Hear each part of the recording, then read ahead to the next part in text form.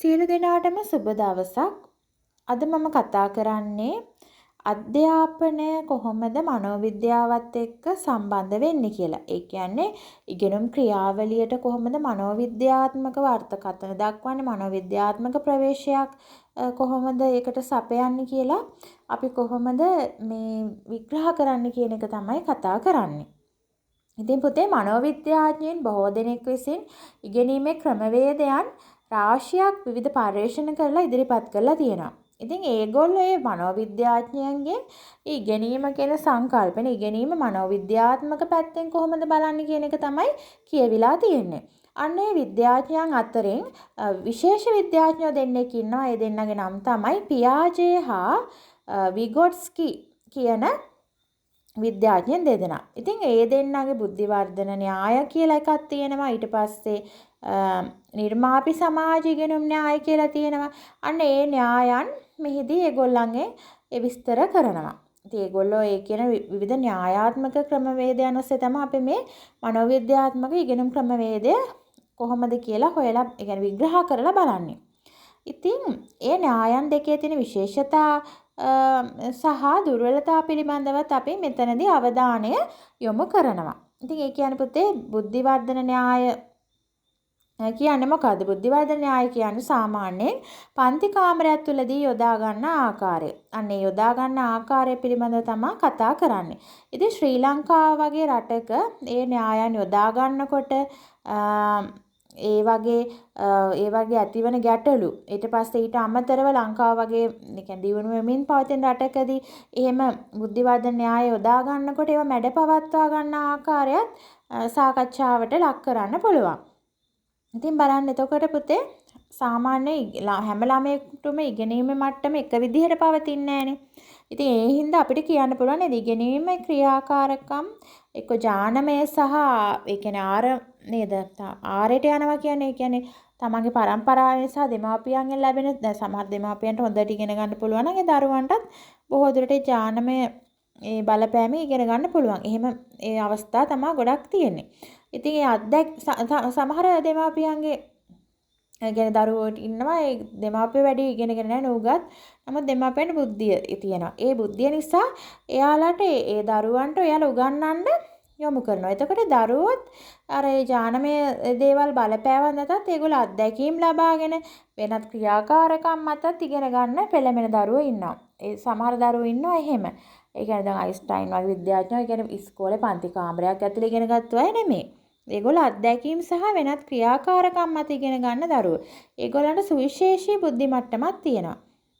ඊට අමතරව පුතේ දැන් සතුන්ගේ ඉගෙනීම සිදුවන්නේ තාරම් නේද? ආරයට. ඒ කියන්නේ තමන්ගේ පරම්පරාවෙන් එන ඒ කියන්නේ ඥානමය සාධක මත සහ හුරුව මත. දැන් ඒතොර මේ වඳුරු අම්මා වඳුරු පැටියට කියලා දෙනවා කොහොමද මේද කොළ කඩන් කන්නේ, අත්ෙන් අතට පයින්නේ, ගෙඩි කඩන් කන්නේ, ඒ විදිහට.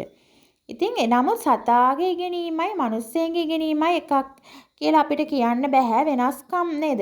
ගොඩාක් වෙනස්කම් තියෙනවා. මොකද මිනිස්සයා කියන්නේ බුද්ධියෙන් ඉහළ කෙනෙක් නේද? ඊට වඩා සංකීර්ණ ක්‍රියාදාමයන් රසක සංකලනයෙන් තමයි පුතේ මිනිසාගේ ඉගෙනීම සිදුවන්නේ. ඒ කියන්නේ අත්දැකීම් ඇසුරෙන් නව දේවල් ඉගෙන ගන්න මිනිසාට හැකියාවක් තියෙනවා. සතුන්ට බෑ. සතා එකමයි. දැන් කාක්කා මේ කපුටු කූඩුව හදනවා නම් ඒ විදිහටම තමයි හදන්නේ.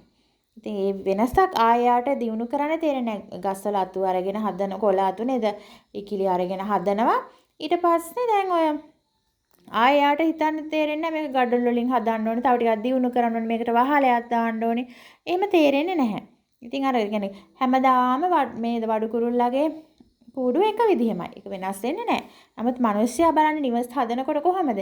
එයාලා අත්දැකීම් අසුරෙන් දැනුමෙන් බුද්ධියෙන් තාක්ෂණයෙන් එන්න අර ගල් ගුහාවේ හිටපු මිනිස්සයා දැන් තට්ටු නේද? මහල් නිවාස දක්වා. එතකොට අභ්‍යවකාශ නිවාස තනන තැනට දක්වා. එතකොට භූමිකම්පාවක් එනකොට මේ එතනදී අහසේ පාවෙන නිවාස හදන තරම් ජපන් ජාතිකයෝ සමත් වෙලා තිනවා. අන්න ඒ වගේ දේවල් පුතේ ඒගොල්ලන්ට මිනිස්සයාට පුළුවන් වෙලා තියෙන ඉගෙනීම තුලින්. ඉතින් අත්දැකීම් සහ දැනුම ඇසුරෙන් නව දේවල් ඉගෙන ගන්න මිනිසාට හැකියාවක් තියෙනවා. මිනිස්සු කරන්නේ පුතේ කුරුල්ල පියාඹනවා දැකලා ගුවන් යානය හැදුවා. නේද? එතකොට මිනිස්සුන්ට දීලා තියෙන විශේෂ දෙයක්. ඒ කියන්නේ මනසින් උසස් බුද්ධිය. සතුන්ට දීලා තියෙනවා එයාලගේ ආරෙන් එන පුරුදු. ඒ පුරුදු දිහා මිනිස්සු බලන් ඉඳලා පුරුදු වෙනවා.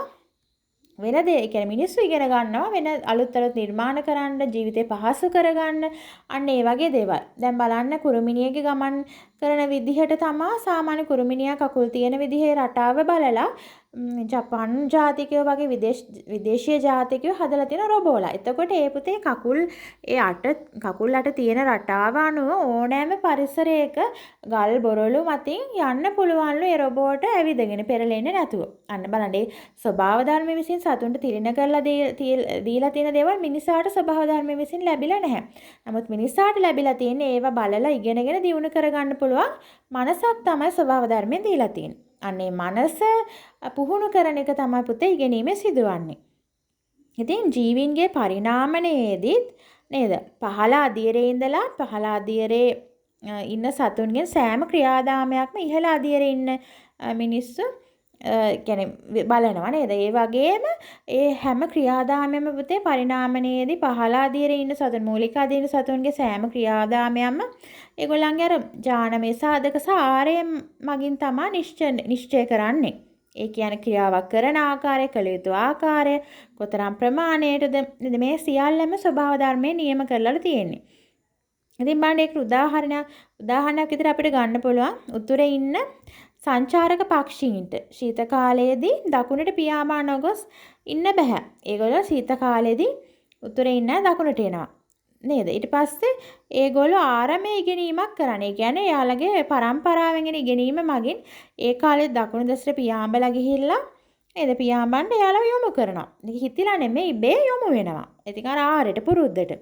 ඉතින් ඒ වගේම තමයි පුතේ සතුන්ගේ සෑම ක්‍රියාදාමයක්ම යම් කිසි කාලසටහනකට අනුව තමයි සිදුවන්නේ. උදාහරණයක් විදිහට කුකුලත් ඒ ඉරේලිය දිහා බලලා අඬනවා. ඒ වගේ. ඉතින් එකම මේ විදිහට ඒකාකාරී ක්‍රියාවලියක් තමයි ඒගොල්ලෝ අනුගමනය කරන්නේ. එතකොට අපි ඒ කියන්නේ හැසිරීම එකම විදිහට තමයි ක්‍රියාකාරීත්වය සිදුවන්නේ. නමුත් පුතේ පරිණාමයේදී මිනිස්සයා තමයි ඒ තලයේ ඉහළින් ඉන්නේ. ඒ ඉහළින් ඉන්න මිනිස්සයා බාහිර පරිසරයක කටයුතු කරන්නේ විවිධ ආකාරයේ වෙනස් වෙනවා.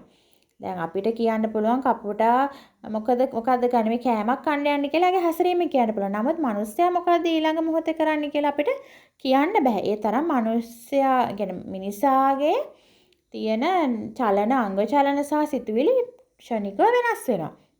ඉතින් ඒ වගේ බොහෝ අංශවලින් නේද අනිකුත් සතුන්ට සාපේක්ෂව මිනිසාගේ සියලුම දේවල් ඉගෙනීමේ කාර්යයන් පවා ඉහළ මට්ටමක තියෙනවා. ඉතින් මිනිස්සයා ඊට අමතරව ඒ පරිසරයට අනුකූල වෙන විදිහට මිනිස්සයාට පුළුවන් වෙනස් වෙන්න. චර්යාව හැඩගස්වා ගන්නත් පුළුවන්. ඊට පස්සේ Tamanට අවශ්‍ය විදිහට කායික මානසික මට්ටම සකස් කරගන්න පුළුවන්. ඊට අමතරව Taman ඉගෙනගත්තු දේවල් අනිත්ට උගන්වන්නත් පුළුවන්. නේද? ඒ සඳහා මිනිස්සයාට භාෂාවක් තියෙනවා. ඉතින් ඒ වගේ පුළුවන්. සතුන්ටත් යම්කිසි ප්‍රමාණයකට තමන්ගේ දරුවන්ට එහෙම උගන්වන්න පුළුවන්. නමුත් ඒක සරලයි. ඊට වඩා සංකීර්ණ ඉගෙනුම් ක්‍රියාවලියක් තමයි පුතේ මිනිස්සාගේ තියෙන්නේ. ඉතින් ඊට අමතරව තව කෙනෙකුට පුළුවන් නොදන්නා දෙයක් අනිත් කෙනාගෙන් අහලා දැනගන්න මිනිස්සෙක් වශයෙන්. සතෙකුට එහෙම බෑ. ඉතින් නමුත් දැන් මනෝවිද්‍යාවට අනුව නොදන්නා දෙයක් ගැන දැන ගැනීම ඉගෙනුම ලෙස අර්ථකථනයක් විදිහට ගත්තොත් ඒක මනෝවිද්‍යාත්මක විදිහට වැරදි. ඒක නිවැරදි නිර්වචනයක් නෙමෙයි.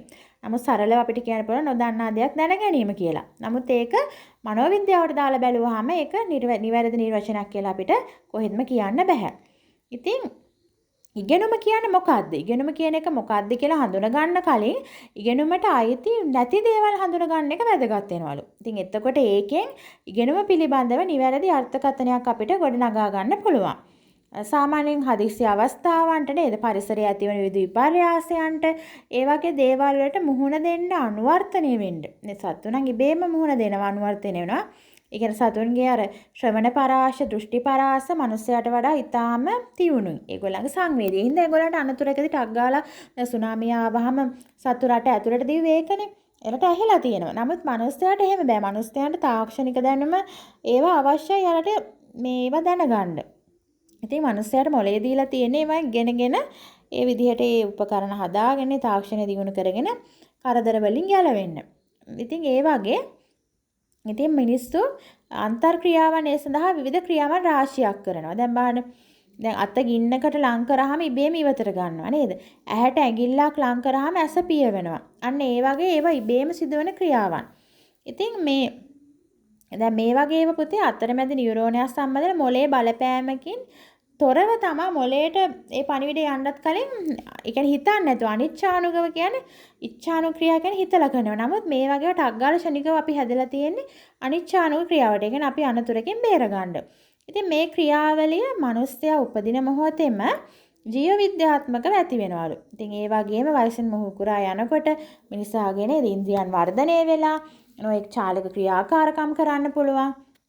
අනික දැන් මිනිස්සේ ක්‍රමක්‍රමයෙන් තමයි මොලේ දියුණු කරගන්නේ. නමුත් සතෙකුට ඒ ඉපදෙනකොටම ලැබෙන මොලේ තමයි ආය දියුණු වෙන්නේ නැහැ. ඒ විදිහටම තියෙනවා. බලන්න දැන් කුඩා දරුවෙක් මනුෂ්‍ය දරුවෙක් ඇවිදිනවා ඊට පස්සේ ඔන්න බඩ ගන්නවා. ඒ කියන්නේ කෙලින් හිට ගන්න යන්නේ. ඊට පස්සේ දන ගන්නවා. එහෙම යාළගේ වයස අනුව පරිණතියට අනුව තමයි සිදු වෙන්නේ. ඉතින් අන්න ඒවා අපිට මේ ගන්න බෑ ඉගෙනුම නිසා සිදුවන්නක් විදිහට. ඒවා ඉබේම අර ඒ කියන්නේ වයසත් එක්ක සිදුවෙන දේවල්. ඉතින් ඒ අනුව ජීව විද්‍යාත්මකව සිදුවන දේවල් පුතේ ඉගෙනීම් ක්‍රියාවලින් විදිහට ගන්න බෑ. අපිට කියන්න පුළුවන් ඒවා අපි මේ ළමයා ඉගෙනගෙන මේ කකුල් තියන්න ඉගෙනගෙන කෙනෙක් දිහා බලලා එහෙම ඉගෙන ගන්නවා කියන්න බෑනේ. ඒ කාලේ දරුවගේ මනස වැඩිලා නැහැනේ. ඒවා ජීව විද්‍යාත්මක සිදුවෙන කොටස්. ඒ කියන්නේ ක්‍රියාවලින් ඒවා ගන්න බෑ කියලායි කියන්නේ ඉගෙනීමට. ඒතර ඉගෙනීමට ගන්න පුළුවන් මොනවද කියලා අපි බලමු. ඉතින් නේද? යම් දෙයක් හින්දා පුද්ගලයාගේ චර්යාව යන්න. චර්යාව යම් වෙනස්කමක් සිදු වෙනවා නම් ඒ වෙනස් වීම වලට ඒ වෙනස් වීමක් චර්යාව වෙනස් වීම ඇති කිරීමට ඉවහල් වූ ක්‍රියාවලිය ඉගෙනුම විදිහට අර්ථ දක්වන්න පුළුවන්. ඉතින් මේ වගේ මිනිසාගේ ඉගෙනීම සම්බන්ධයෙන් Ivan Pavlov, J B. Watson, E L. Thorndike, B F. Skinner, Jean පියාජේ, Jerome Bruner, David Ausubel, Vygotsky වැනි මනෝවිද්‍යාඥයන් විවිධ න්‍යායන් ඉදිරිපත් කරලා තියෙනවා. ඉතින් එක දැන් ඔය චර්යාවාදීන් කියන චර්යාව වෙනස්කම් මේ අනුව ඉගෙනීම සිදු වෙනවා කියනවනේ. ඒ වගේ ඒ විවිධ චර්යාවාදීන්ට අනුව ඒගොල්ලෝ ඉදිරිපත් කරන ප්‍රබෝධක ප්‍රතිචාර න්‍යාය කියලා. ඒ කියන්නේ මොකද්ද මේ ප්‍රබෝධක ප්‍රතිචාර න්‍යාය කියන්නේ? ඒ කියන්නේ කිසියම් සිද්ධි දෙකක් අතර සම්බන්ධයක් තියෙනවා නම් එකක් උනාට පස්සේ අනික එක සිදු වෙනවා නම් අන්න එකක් හේතු කරගෙන අනිත් එක සිදු වෙනවා නම් ඒක ප්‍රබෝධක ප්‍රතිචාර න්‍යාය කියලා කියනවලු.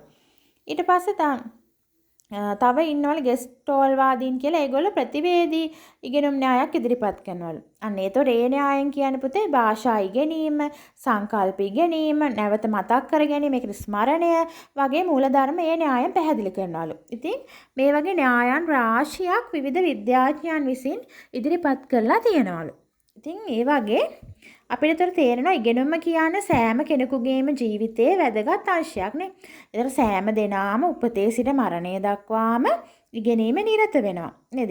උපතේ සිට මරණය දක්වාම ඉගෙනීම නිරත වෙනවා කෙලවරක් නැහැ. මරණකොට අපි කියන්නේ නේද? මරණකොට අපි ඉගෙන ගන්නවා මැරෙන හැටි. ඒ හින්දා හැම දෙයක්ම අපි නොදන්නා දේවල් වැඩිනේ. දන්නා දේවල්ට වඩා මිනිස්සු කරන්නේ දැනුම ගබඩා කරගන්න. මිනිස්සුන්ට සුවිශේෂී මතක ශක්තියක් තියෙනවා සත්තුන්ට නැති. ඒ නිසා ඒගොල්ලෝ ඉගෙන සහ බුද්ධියක් තියෙනවා. ඒ හින්දා ඒගොල්ලෝ හොඳින් ඉගෙනගෙන වැඩි දියුණු කරගන්න තමන්ගේ ජීවිතේ. දවස ගානෙම අපි කියන්නේ යාවත් කාලින වෙනවා.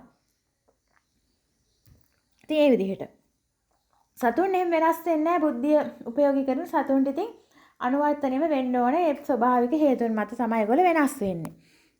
ඒ කියන්නේ අපි දැන් කියන අනාගතයේදී පිළිහුඩුවා ටිකක් කම්මැලිනේ පියාඹන එයාගේ තටු නැතුව හැදෙනවා කියලා එමුණු පියාඹන ප්‍රමාණය අඩු නිසා. ඒක එයා බුද්ධියෙන් තටු ගලව ගන්නව නෙමෙයි. මට තටු වැඩි අවශ්‍ය නැහැ මේ මම වැඩි පියාඹන්නේ නැහැ කියලා එයා එහෙම තටු අයින් කරගන්නව නෙමෙයිනේ. එයාට එයා වැඩිපුර ප්‍රයෝජනෙට ගන්නෙ නැති කොටස් ඉබේම හැලිලා යනවා. දැන් මිනිස්සෙන්ට නැට්ට වඳුරෙක් වෙලා ඉන්නකොට නැති වෙලා පරිණාමණය වුණා කියන්නේ ප්‍රයෝජනට ගන්න නැති කොටස් ඉබේම අයින් වෙනවා. ඒවා ඉගෙනුම් ක්‍රියාවලියකින් වෙන දේවල් නෙමෙයි.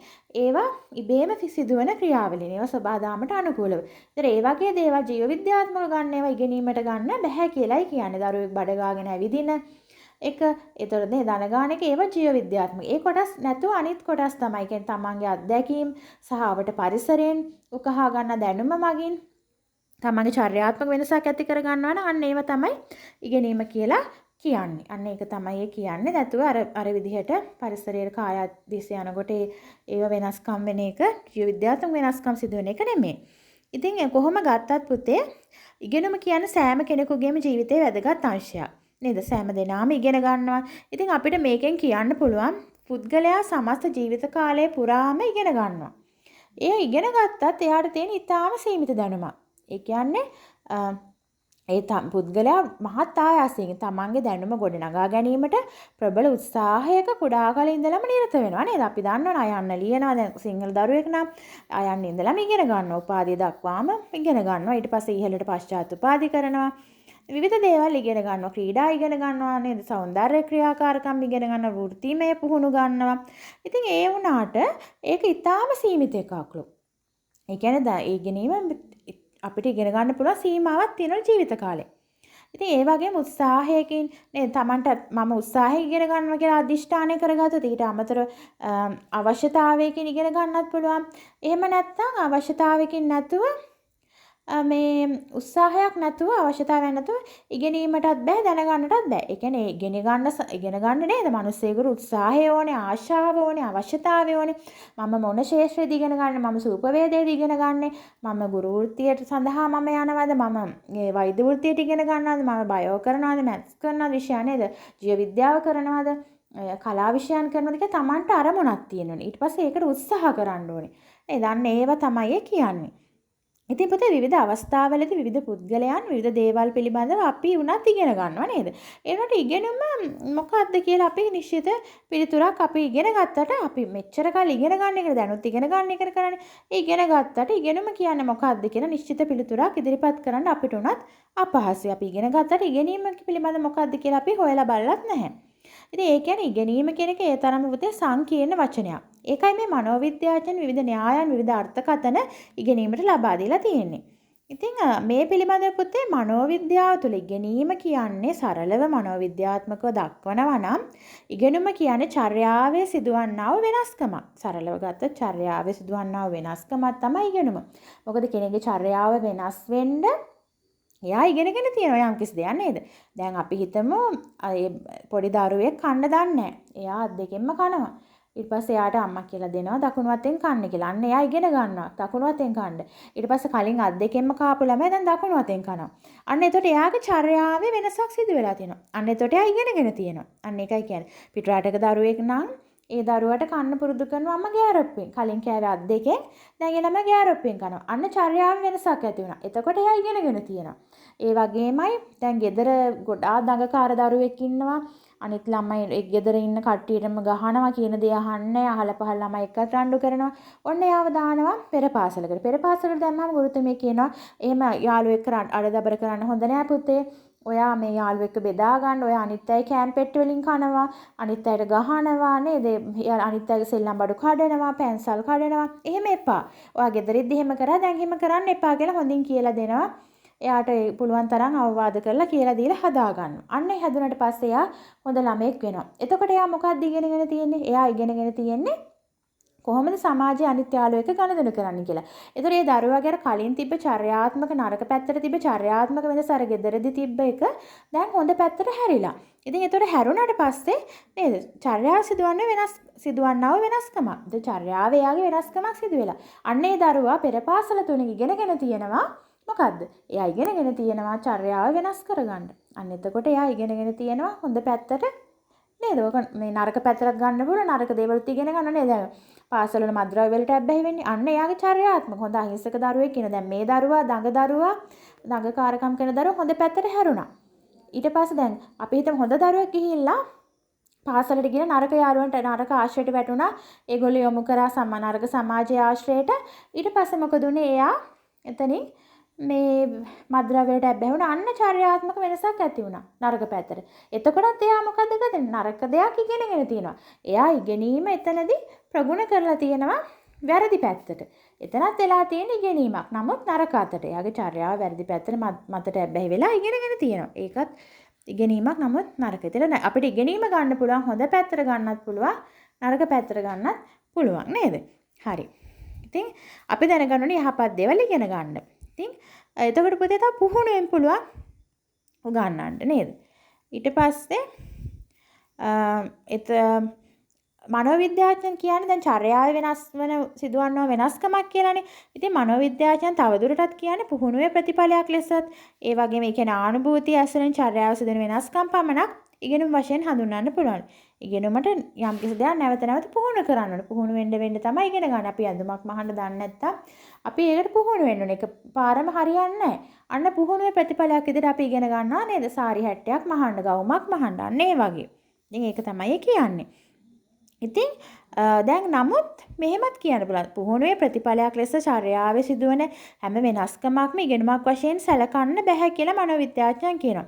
ඒ කියන්නේ පුහුණුවක් වුණාට පුහුණුවේ ප්‍රතිඵලයක් විදිහට කෙනෙක්ගේ චර්යාවක් වෙනස් වුණාට ඉතින් ඒ හැම වෙනස්කමක්ම ඉගෙනුමක් කියලා කියන්නත් බැහැලු. ඉතින් ඒ කියන්නේ සමහර ඒවා තියෙනවා විභේ සිදුවෙනවා ඉගෙනීමකින් තොරව. නේද? පුහුණුවක් මේ වෙන්නේ නැතුව වෙන ඒවාක් තියෙනවා පුහුණුවක් වෙලා ප්‍රතිඵලයක් විදිහට චර්යාව සිදුවන හැම පොදුවේ ගත්තට මේ වෙනස්කමක් ඉගෙනීමක් කියලා සමහර අවස්ථාවලදී එහෙම ඉගෙනීමක් කියලා ගන්න බැරි අවස්ථාවක් තියෙනවලු චර්යාව සිදුවන හැම වෙනස්කමක්ම. ඉතින් එක විදිහට අර්ථකථන දක්වලා තියෙනවා විද්‍යාඥයෝ. නමුත් අපි සරලව ගත්තොත් චර්යාවේ සිදුවන වෙනස්කම තමයි ඉගෙනීම කියලා කියන්නේ. ඊට පස්සේ ඒ කියන්නේ ඔය දැන් නරක පැත්තට ඔය කිව්වත් එතකොට එතන එයා ඉගෙනීමක් කරලා නැහැනේ යහපත් විදිහට. එතන එතකොට ඒකත් ගන්න පුළුවන් ඉගෙනීමක් විදිහට. නමුත් නරක පැත්තට. ඉතින් එහෙම ඒ වගේ අවස්ථාවල අපි ඉතින් කියන්නේ නැහැ එතන ඒක ඉගෙනීමක් කියලා. නමුත් ඒක එක්තරා විදිහක ඉගෙනීමක් තමයි. ඒ වුණාට දැන් අපි සාමාන්‍යයෙන් සංකීර්ණ ක්‍රියාවලියක් ඉගෙනීම පුතේ. දැනට ඕගොල්ලෝ දැන් අපි නේද අවබෝධ කරගන්න ඕනේ චර්යාව සිදුවන්නා වූ වෙනස්කමක්. ඒක යහපත් වෙන්නත් පුළුවන්, අයහපත් වෙන්නත් පුළුවන්. ඒක කොහොම වුණත් ඉගෙනීමක් තමයි.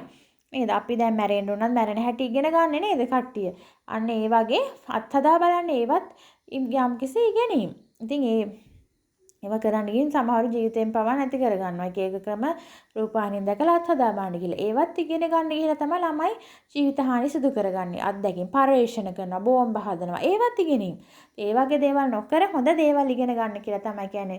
ඒතර දහම ඉගෙන ගන්න පුළුවන් නේ. ධර්මයේ අධ්‍යාපනය ඒ වගේ පැත්තෙන් ඊට තමන්ගේ චර්යාත්මක පැත්තෙන් යහපත් වෙනසක් ඇති කරගන්න අපි පුරුදු වෙන්න ඕනේ. අපි දරුවන්ව පුරුදු කරන්න ඕනේ. ඉතින් ඉගෙනීම් පුතේ මනුෂ්‍ය ජීවිතයේ බෙහෙවින් වැදගත් අංශයක්. ඉතින් මේ සංකීර්ණ ක්‍රියාවලිය පිළිබඳව නේද අධ්‍යයනය කරන නූතන වර්තමානයේ ගොඩක් සංකීර්ණ වෙලා තියෙනවා ඉගෙනීම. ඒ කියන්නේ අන්තර්ජාලය ඔස්සේ ඉගෙන ගන්නවා, පාසලෙන් ඉගෙන ගන්නවා, පොතපතෙන් ඉගෙන ගන්නවා, ඉගෙනගෙන චර්යාත්මක වෙනස්කම් හදා ගන්නවා හොඳ පැත්තට, නරක පැත්තට. නේද? ඊට පස්සේ දැන් සමහර කෙනෙක් හරියට ඉගෙන ගත්තේ නැත්නම් පුහුණු වුණා කියමු ජිම්නාස්ටික් කරන්න. එයා හරියට ඒක පුහුණුනේ නැත්නම් අන්න එයා හරියට එයා ගත්ත එක වැරදියට. ඒ තාක්ෂණික ක්‍රම තියෙන අපි කියන ටෙක්නික් කියලා ජිම්නාස්ටික් වල ඒ පයින් විදිහෙම ඒක වැරදියට ගත්තොත් මොකද වෙන්නේ? එතකොට එයා එතන ඉගෙනීමක් සිදු කරලා නැහැ. අන්න ඒක තමයි මනෝවිද්‍යාඥයන් කිව්වේ. අර ප්‍රතිඵලයක් විදිහට චර්යාව සිදුවන හැම වෙනස්කමක්ම ඉගෙනීමක් වශයෙන් සලකන්න බෑ. චර්යාවේ ප්‍රතිඵලයක් විදිහට පුහුණුවේ ප්‍රතිඵලයක් විදිහට චර්යාව සිදුවන වෙනස්කම. පුහුණුවේ ප්‍රතිඵලයක් විදිහට චර්යාවේ සිදුවන වෙනස්කම ඉගෙනීමක් වෙන්න නම් ඒ පුහුණුව ඒ කෙනා හරියට ලබන්න ඕනේ නේද? අපි ඉස්සෙල්ලා කිව්වා වගේ එයා ඒ පුහුණුව හරියට ලබලා තියෙනවා නම් තමයි අපි කියමු දැන් කෙනෙකුට එන්ජින් මංගලල වාහනයක හදාන්න පුළුවන්. එයා දැන් පුහුණු වෙනවා. හරි. පුහුණු වුණාට පස්සේ එයා චර්යාව වෙනස් කරගන්නවා එන්ජිම එයාට සාමාන්‍ය දුරට හදාන්න පුළුවන්. නමුත් එයාට හොඳටම හදාන්න බෑ. අන්න එතකොට එයා ඒක ඉගෙනගෙන නැහැ. ඒතර ඉගෙනීමක් එතන සම්පූර්ණ වෙන්නේ නැහැ. එතකොට අන්න ඒකයි විද්‍යාඥයෝ කිව්වේ සමහර ඒවා ඉගෙනීමක් දිහට ගන්න බෑ කියලා. ඉතින් ඒ කියන්නේ අපි හරියටම කියනනේ පුහුණුව තුළින් ලැබෙන චර්යාත්මක වෙනස හරියට පුහුණුව හරියට ලබාගෙන ඒ නිසියාකාරවම චර්යාත්මක වෙනස හදා ගන්න ඕනේ. අපි කියමු කෙනෙක් නේද නරක පැත්තට ඉගෙන ගන්න දෙයක් බලමු එක්ක කසිප්පු පෙරන්න ඉගෙන ගන්න. මෙයා දැන් පුහුණු වෙනවා හොරට. දැන් ගමේ ගිහිල්ලා ගමේ හොර කසිප්පු පෙරන තනින් පුහුණුලා එයා තනියෙන් කසිප්පු පෙරන්න ගන්නවා. එයාට කසිප්පු පෙරන්න බෑ හරියට. එතකොට එයා දැන් පුහුණුවක් ලැබුවා. එයාගේ චර්යාත්මක වෙනසක් ඇති වුණා. දැන් එයා කසිප්පු මුදලාලි කෙනෙක් වෙන්න යන්නේ. කසිප්පු පෙරන්න කෙනෙක්. හරි චර්යාත්මක වෙනස්කම් ඇති වුණා. ඒව හදන්න. ඊට පස්සේ මේ විදිහට හැසිරෙනවා. කට්ටියට විකුණනවා. නිකන් නේද මුදලාලි කෙනෙක් විතර. ඒ කියන්නේ හොරෙන් බයෙන් ජීවත් වෙනවා. ඔන්න චර්යාවේ වෙනස. පොලිසියට හොරෙන් හැංගෙනවා. ඒ වෙනස ඇති වුණා. නමුත් එයා එතන ඉගෙනීමක් ලැබලාද? නැහැ. මොකද එයා හරියට ඒ වැඩේ ඒ වැරදි දේවත් හරියට ඉගෙනගෙන නැහැ. කරන්න ඉගෙනගෙන නැහැ. ඒ කසිප්පු එක්ක විසලා මිනිස්සු මැරෙනවා. එක්කෝ ඒක ප්‍රමිතියක් නැහැ මිනිස්සු ගන්න එන්නේ. අන්න ඒතර එයා චර්යාවේ වෙනසක් ඇති වුණාට එයා ඒ පුහුණුවේ හරියට ලබලා නැහැ. අන්න එතනදී ඉගෙනීම සම්පූර්ණ වෙන්නේ නැහැ කියලා තමයි මේ මනෝවිද්‍යාඥයන් කියන්නේ. ඉතින් මේ සංකීර්ණ ක්‍රියාවලිය පුතේ දැන් එහෙම කියලා අපි කියන්නේ මේ කසිප පෙරන්නේ කියලා මේ උදාහරණයක් ගත්තේ නරක පැත්තට ඉගෙනීම ක්‍රියා කරන හැටි. ඉතින් අපි කියන්නේ යහපත් පැත්තට. ඉතින් පුතේ මනෝවිද්‍යා විශේෂ ශාස්ත්‍රයත් ඉතාම පුළුල් වෙලා තියෙනවා. ඉතින් නූතන අවධියේදී මේ ප්‍රතිඵල ඒ කියන්නේ මනෝවිද්‍යාත්මක විශේෂ ශාස්ත්‍රයේ ප්‍රතිඵලයක් විදිහට ඉගෙනුම පිළිබඳ අපි කතා කරන විවිධ න්‍යායන් ඉදිරිපත් වෙලා තියෙනවා. ඉගෙනුම කියන එකට තාම හරියට අර්ථකථනයක් අපිට දෙන්න බැරි වෙලා තියෙනවා. අපි සරලව කතා කරා ඉගෙනුම කියන්නේ චර්යාව සිදුවන්නා වූ වෙනස්කමක්. ඒකට පුහුණුවකුත් අවශ්‍යයි කියලා. ඉතින් පුතේ ඉගෙනුම අපි මේතනත් කරන්න ඉගෙනීමන්නේ මොකද්ද මේ අද අපි මාතෘකාව කතා කරේ මොකද්ද මේ ඉගෙනුම? මොකද්ද මේ ඉගෙනුම කියලා අපි ඉගෙන ගන්නවා නේද? අන්න ඒ වගේ. ඉතින් ඒ වගේ ඔයගොල්ලෝ තව මේ පිළිබඳ අධ්‍යයනය කරලා කරුණු හොයාගෙන පොතපත කියවලා ඉගෙනුම කියන්නේ මොකද්ද කියලා දැනුම වැඩි දියුණු කරගන්න. අද මම මේ කරපු පැහැදිලි කිරීමෙන් ඔයගලට යම්කිසි දැනුමක් ලැබුණා නම් එතකොට මම හිතනවා මම සාර්ථකයි. මම එතකොට ඕගොල්ලන්ගේ චර්යාවේ යහපත් වෙනස්කමක් ඇති කරා නම් එතකොට මම ඕගොල්ලන්ට උගන්වලා තියනවා වෙනවා. ඒතර ඕගොල්ලෝ ඉගෙනගෙන තියෙනවා ඕගොල්ලන්ගේ චර්යාවේ යහපත් වෙනස්කමක් ඇතිලා ඕගොල්ලෝ එක්ක විභාගයට නේද මුහුණ දෙනවා නැත්නම් ඉගෙන ගන්නවා. ඉගෙනීම කියන්නේ මොකද්ද කියලා අන්න ඒතර ඔයාලා ඉගෙන ගත්තා. ඒතර ඔයාලා චර්යාව හැඩගස්ස ගත්තා. කොහොමද මේ ඉගෙන ගන්න? අපි හොඳට ඉගෙන ගන්න ඕනේ. අපි මේක අධ්‍යයනය කරන්න ඕනේ. අන්න ඔයාලා චර්යාව වෙනස්කම ඇතිලා ඕගොල්ලෝ යම්කිසි ඉගෙනුමක් ලැබලා දැනුමක් ලබාගෙන ඒකෙන් ඔයාලා විභාගයට සමත් වෙනවා නම් අන්න එතනත් ඉගෙනුමක් කරලා තියෙන්නේ. හරි පුතේ. එහෙනම් ඉගෙනුම කියන්නේ මොකක්ද කියන එක පැහැදිලි ඇති කියලා මම විශ්වාස කරනවා. නැවතත් මේ වගේ පටිගත කිරීමකින් හමු වනතුරු සියලු දෙනාටම සුබ දවසක්.